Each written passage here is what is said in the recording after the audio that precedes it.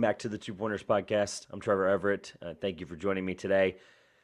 This is definitely going to be a cool one. I'm almost at a loss for words, but I'm going to try my best for the first couple of minutes of this pod just to be as appreciative and thankful as possible. As you'll be seeing this a little bit later in this week, unfortunately, just had a lot going on, not able to get this out when I wanted. You'll see this either late Friday when you're listening to it if it comes out, or early Saturday. But I appreciate all of the support, as you'll see behind me on YouTube, as well as you will see or hear right now. Thank you. This is the 100th episode of this show, almost 2 years. December 26th will be 2 years doing this. And man, it has been life-changing. Obviously, I've met a lot of great people and great friends in this community. The list would take way too long to name, but everybody that listens to this, who I've met or made friends to this community, you know who you are. Thank you. If you do not, I hope you do. I really do. Thank you. I also want to put out a really, really big, awesome thank you and shout out to just everybody that supports the show. Even last week, where some technical difficulties, or hypothetically it might have been because of the length of the pod, with Jim Arrange. If you haven't checked that out, last week we previewed college basketball. We got things kicked off for the year. Had a really good time, a lot of fun. The questions were kind of funny. I hate to humble brag here, but the questions were hilarious. I think there was some good ones in there. But I couldn't get that on YouTube, unfortunately. I'm having some issues with that, so I hopefully can get it on YouTube eventually, but the downloads tripled. So thank you. I appreciate all the support on all the yesterday and the NBA stuff, the writing, the article. This is technically the first time. If you're just a listener, I encourage you to go to the twopointerspodcast.com and check out some new written work, as well as a big board's coming out very soon for me.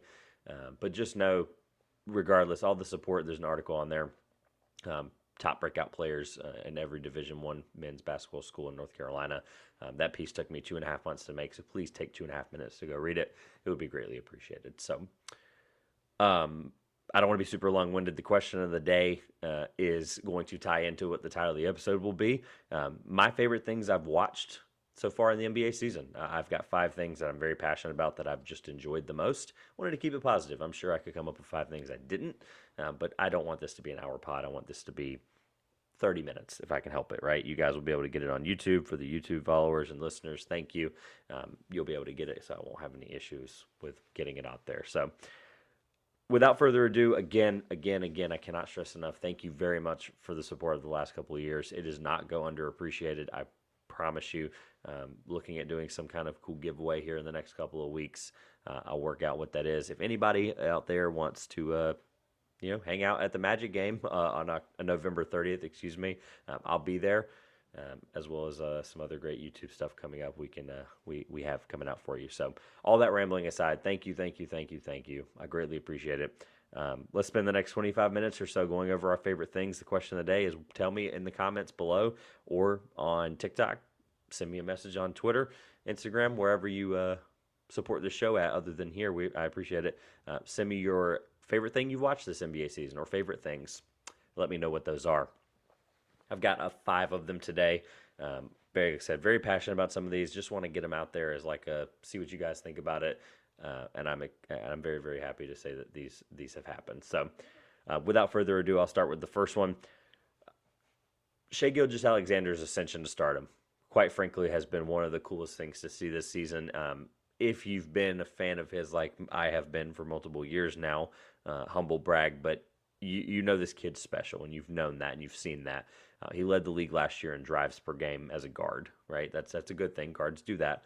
Except this year, he also leads the league in drives per game with 25, and he's 3rd in the points in paint, the only guy in the top 15 that's a guard. So this guy's getting to the basket however he wants.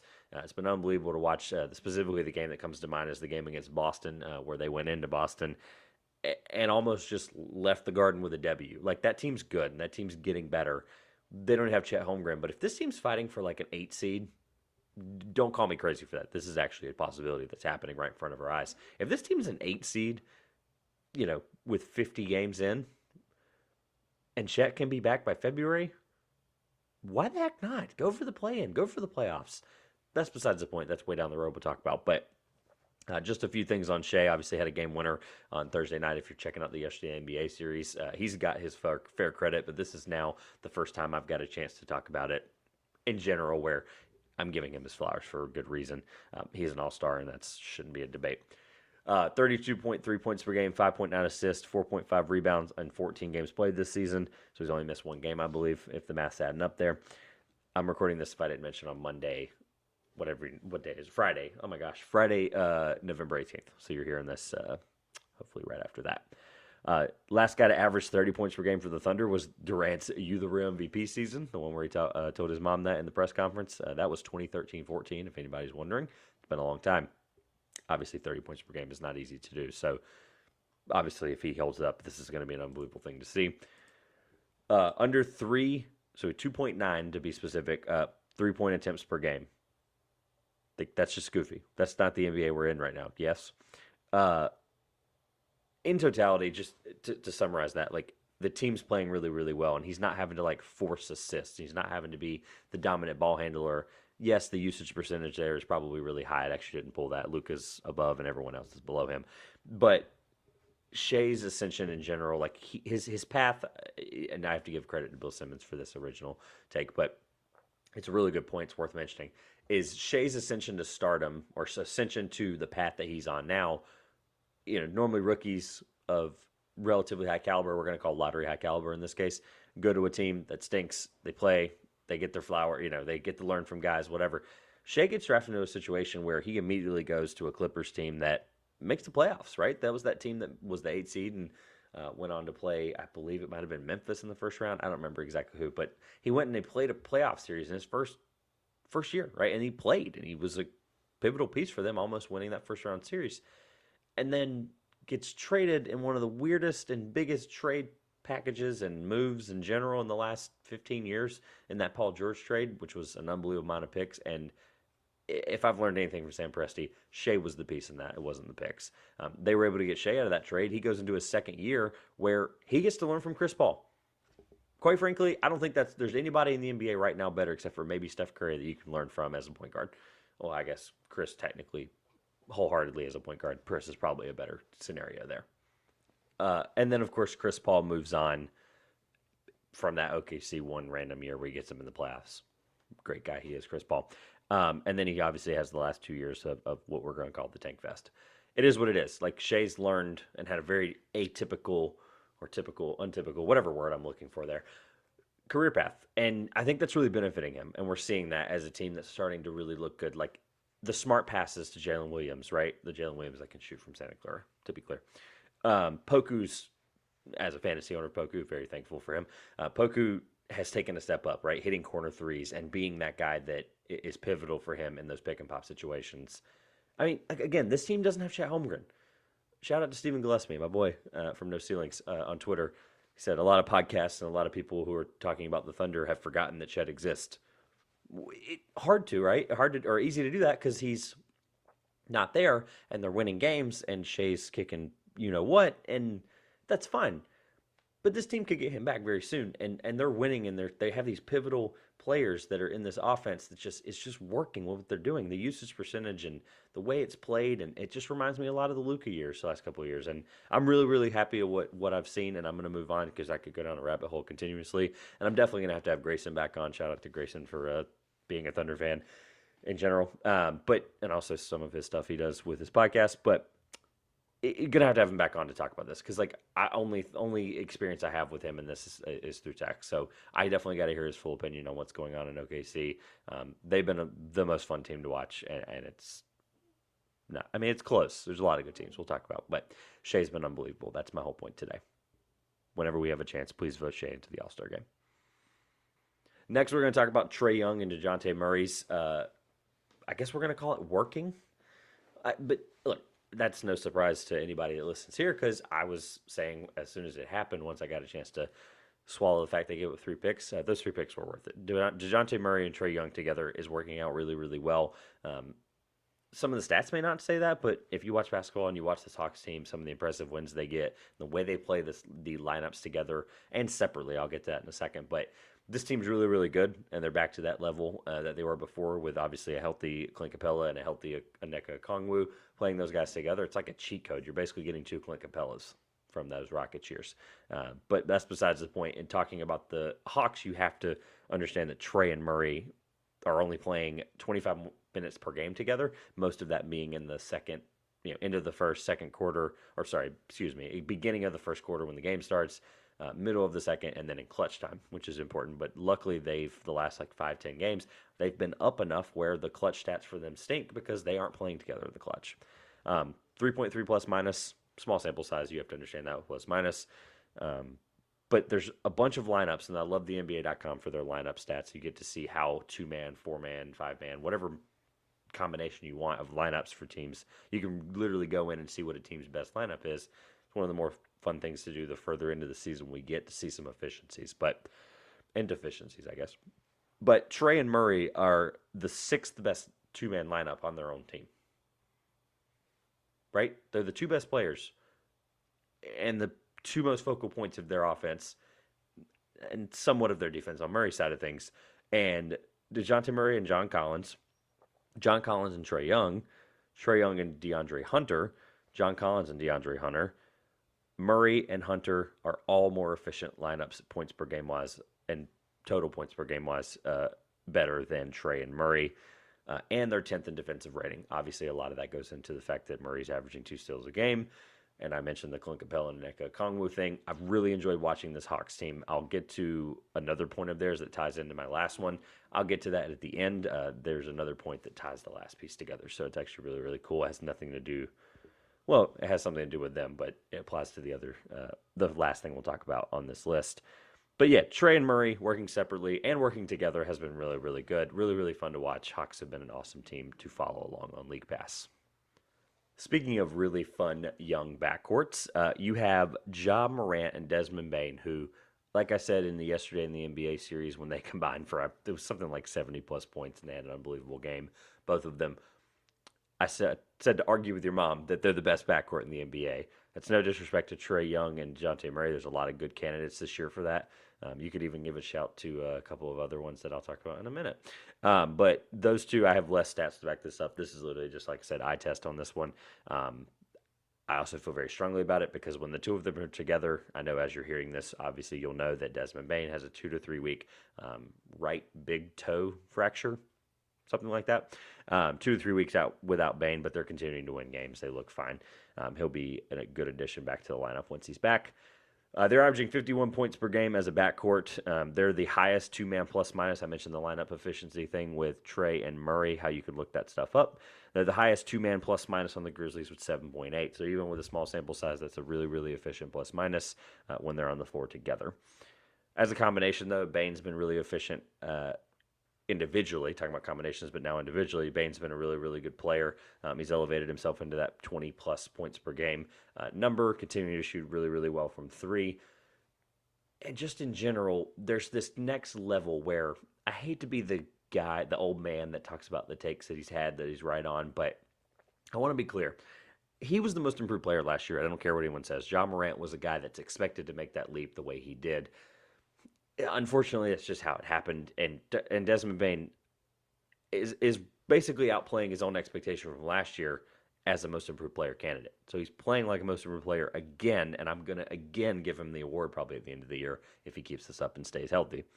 It's just been really, really awesome to see that cohesiveness as they've continued to build that over the years together.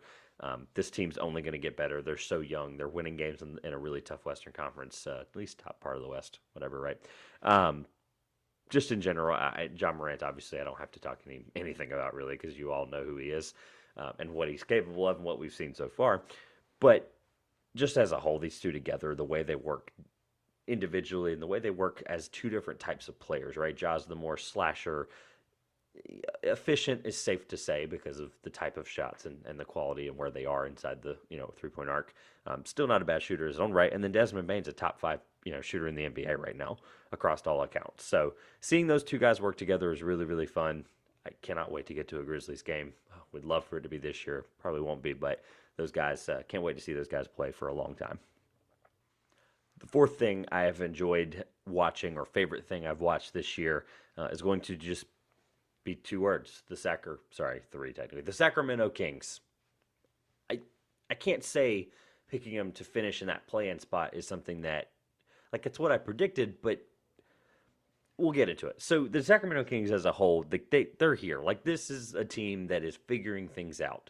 Obviously, it's taken a very long time, and to Sacramento Kings, I genuinely apologize. That's why Josh and I previously, obviously Josh no longer with me doing this.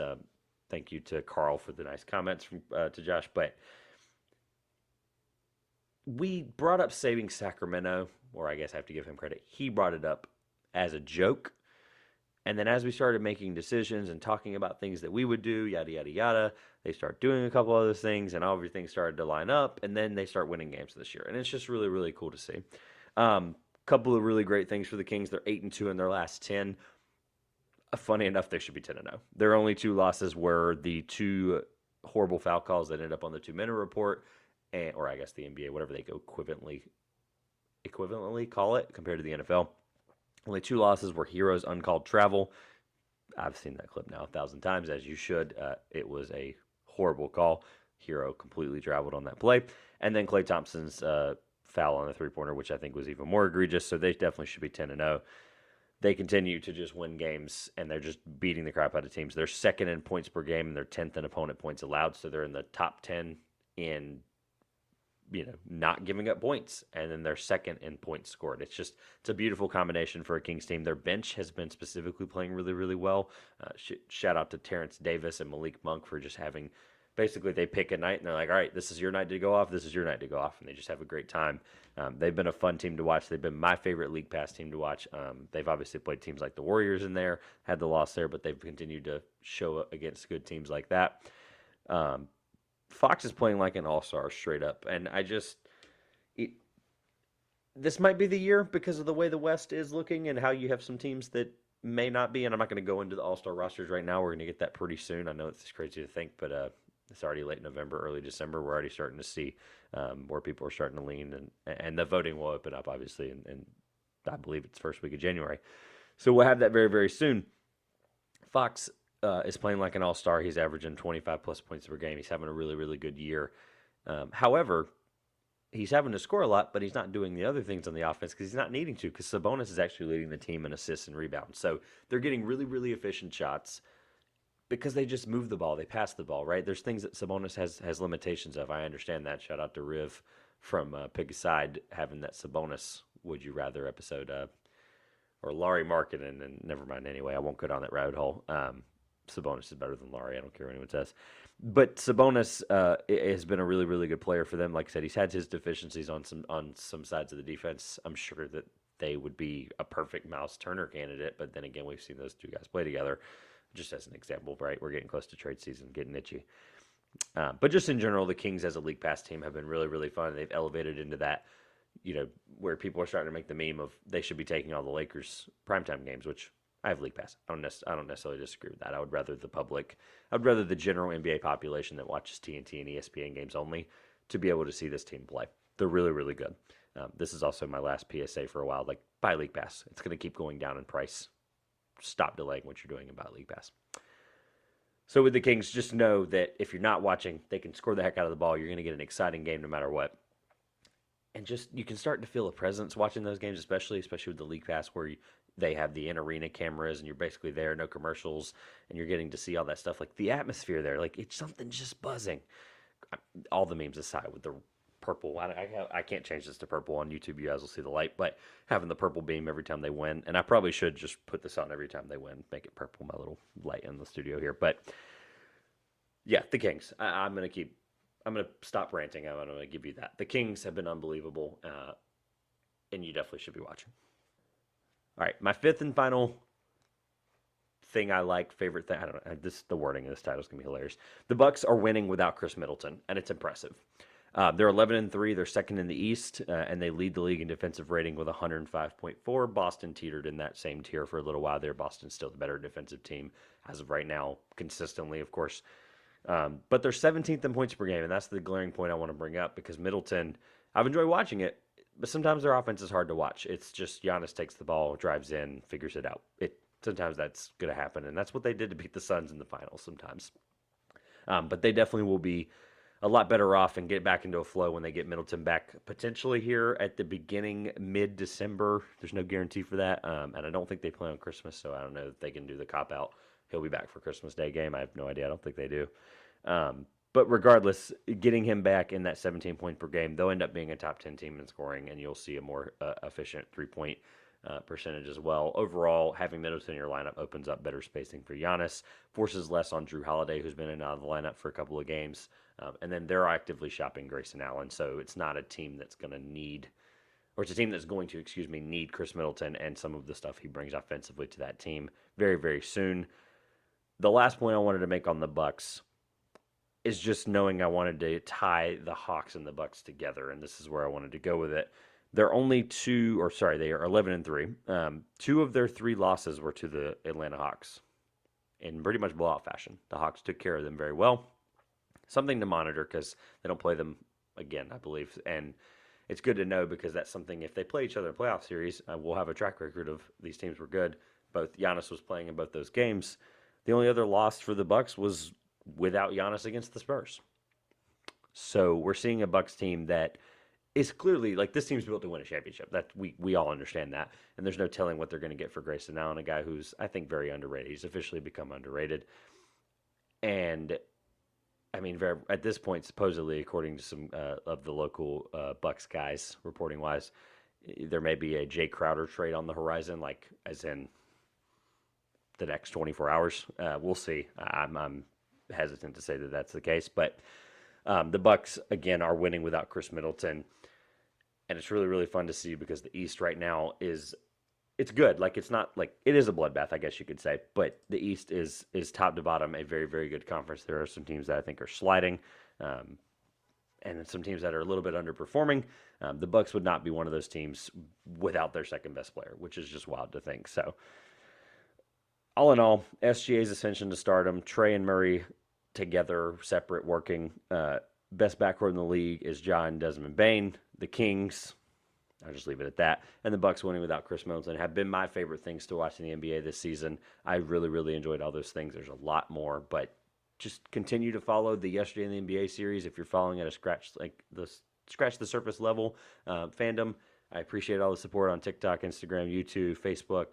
All of that stuff will be on the screen right here. Please subscribe, like, comment, do all of those things that you guys have been doing. Again, I want to just reiterate at the end of this show here, thank you for all the support over the last 2 years. 100 episodes. I did not think that this was going to be something that lasted this long, and I mean, well, I did, to be fair.